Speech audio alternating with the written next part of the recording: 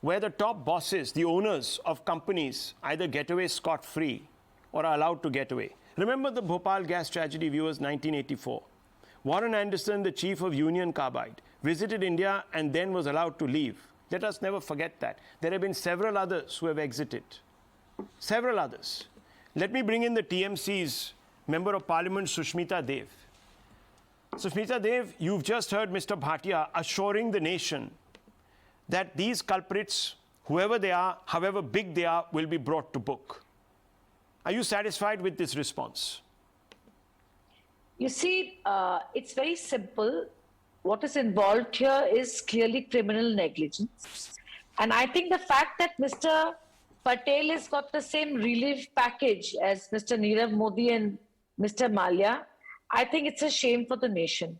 You see, it's what's the value you put to loss of lives in a tragedy like this is the important question. And I think that where it's an open and shut case of what happened, the fact-finding committee is of no consequence, is just damage control by the Chief Minister of Gujarat because elections are around the corner.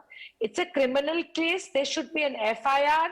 It is simple that even there is enough prima facie evidence to arrest Mr. Patel or whoever executed this work, the renovation work that was taken place. I mean, to arrest a ticket collector, I mean, what can the ticket collector do? I mean, it's a joke, given that more than 100 people have lost their lives. I mean, at the beginning of the show, I heard what you were saying, and I agree with you that this is clearly a case of direct liability of the company and the owners of the company who have done this. And we have seen in the Upahar case what happened, how many years it took. It should not be like that. It's an open and shut case. People have lost their lives. I mean, what is a fact-finding committee going to do in this? It's a case for an FIR and arrest straight away. Can you blame the guy who sells the ticket to say, why did you let so many people go?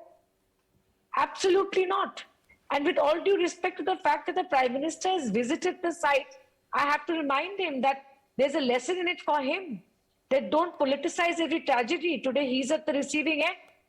While he's in Gujarat and while his state goes to election in the next few months, a tragedy like this has happened.